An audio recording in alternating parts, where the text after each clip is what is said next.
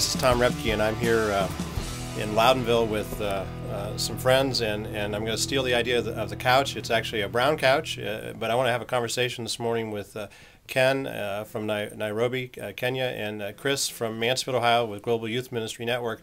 And we're going to talk just a moment about the time we had together in Columbus for Group and Simply Youth Ministries National Youth Ministry Conference, and just sort of the takeaways that we had. Just want to share that with you, sort of the multicultural context. So with that, welcome Chris and Ken. And Ken, what, as someone who's just first time visit to the States, what was the takeaway for you to come to Columbus, Ohio? What actually hit me first was the cold. I came in when it was freezing. Freezing? So I had to leave the car, and I looked at the sun outside, it looked warm, but suddenly I just found this freezing.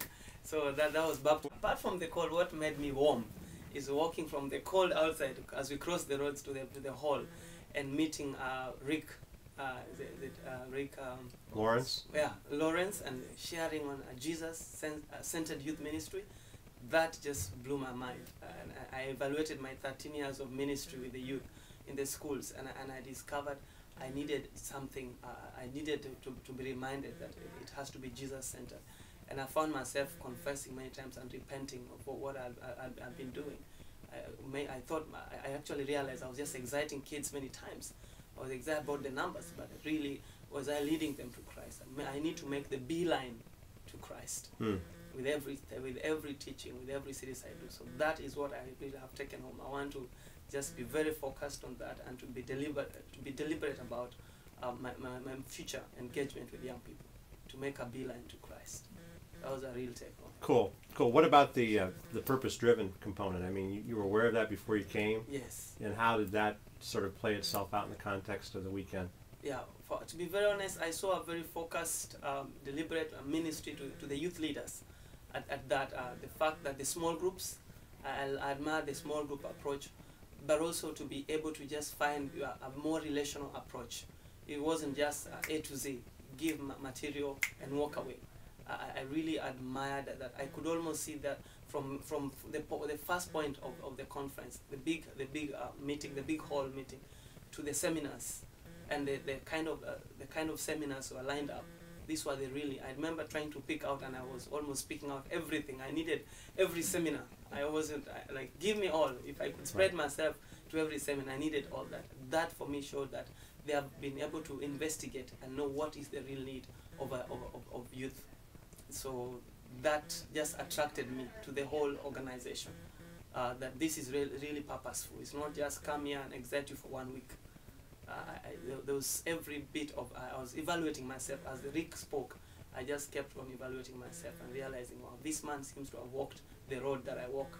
I've walked in ignorance. Now I need to tap from these guys. I love the big hall, of course. Wow, great entertainment there. The laughter was just everything. I would like to get the big screens in Kenya, and the sound, the Dolby, the surround sound. Yeah. Young people actually look for something big in Africa. That's where I live in the city of Nairobi, and our main challenge right now is if we have dilapidated equipment in the name of a youth camp, they won't come. So just to see that kind of investment in youth, in terms of making it really state of the art, but still content-wise. Being able to speak about, make a beeline to Christ, as it were, in the middle of that surround system. Man, I loved it. Excellent. Yeah, and I like the stuff I got from Simply Youth Ministry. I got the round ball to be able to initiate conversation with young people for small group setup. That was very wonderful material. Because sometimes you struggle, you're for 50 kids in a room and you don't know how to start to break the ice. Yeah. I got something really nice, and I can't wait to just sit with my young people and break the ice and hear their stories, to be able to hear their personal stories. Right. I think Africa, we are big on, once you are a testimony, preach about Christ. We are quick to go on the Bible and wanting to preach like that, wanting to just preach a good sermon before knowing my story. Right. So I saw more of just that my story can also be an avenue, an entry point, to encourage somebody that this faith works. This is the life. This is the person.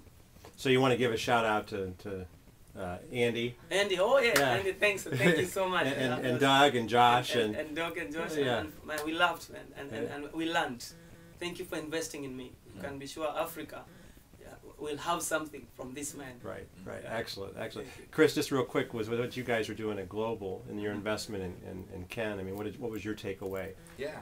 For me, you know, we're in Mansfield, Ohio, our mission organization, and we train youth workers around the world. And, you know, just for me to step out and be able to, through Simply Youth and group, to be able to provide, you know, for them a training, and just to take this in and invest in them. For me, just to sit back and say, wow, God, you get to use me as a conduit to do this, you know. Right. You know, out of a small city in Ohio, we get to, you know, encourage and bless somebody whose vision and passion is all of Africa. Just 53 different countries, Right. only 992 million people. But he's excited to do that, and we get to, you know, share with him and walk with him through that, and our other staff. So for me, it's kind of like a father sitting back and just enjoying your children play and run and do that. So. And I think the idea that the principles behind purpose-driven are translatable into any culture in terms of it's about intentionality, it's about focus, it's about really centering on who Jesus is, and then building our outreach based upon that, and really reaching out to proclaim Jesus as Lord. Yeah, yeah. What's been exciting we've spent a couple weeks with Ken now since that conference, and hearing him just talk to some groups, and you know, the zeal is there in Africa. You know, this is a context where we will take these materials, and they're going to try to set up a resource center for youth workers in Nairobi with, you know, what we have so far. Hopefully we can add more resources, because the resources are not there. The zeal is there. The youth workers are there. You know, they don't pray for the workers as much as they're praying for. Ken's prayer is that we develop these workers, that they are purposeful, that they're not, you know, just zeal running amok, you know, because that's kind of been his experience with, you know, leadership at some levels, you know, in Africa. So, you know, just to be able to secure that investment, really, of in the leaders, that they have a purpose. They're going in a Jesus-centered way, not just a one-verse way or, you know, passion-only way. Right. So. And really, for me, what I see as now, just looking at the kind of resources I got, I was going through the material that I got at the conference, at the National Youth Ministry Conference, and I was amazed. I thought of two leaders. If I could just invest in these two leaders, and challenge them to take this material and in one week, go through it. The second week we go together. Because I know there are people, some of the two leaders I'm thinking about right now, they're in charge of 500 youth within their own local church, who come knowing that they are the best. They are the SI unit of maturity. And when I look at them and just the kind of people I've met around here, like Chris, who are doing ministry, but also just some of the leaders I shared in my small group at the conference, what you guys are, you have so much resources, and if you like, you've been able to bond more and find mentorship. There are so many leaders in Africa who are not mentored. The senior pastors have large congregations, and they don't even have the time for their families, that time for their congregation. So to be able to be very deliberate about mentorship, leadership raising, if you like. I would like to raise a leadership factory. That's what I see Global Ministry being, a leadership factory for youth. And these are youth who will impact not only the church, but even our governance, our secular government. There's a lot of mismanagement of resources, but a lot of ego. It's my thing, raising my own kingdom. That's why I cry about a Jesus Center. Where if we glorify Christ, we lift up Christ. He lifts us up. So I desire to be able to use this material to invest purposefully within leaders, people who of integrity, who have shown that by doing it, that they're trustworthy, reliable men who can be able to multiply themselves in others. And that's the approach we take as Global Youth Ministry, to supply national trainers and to spread the training worldwide. Cool.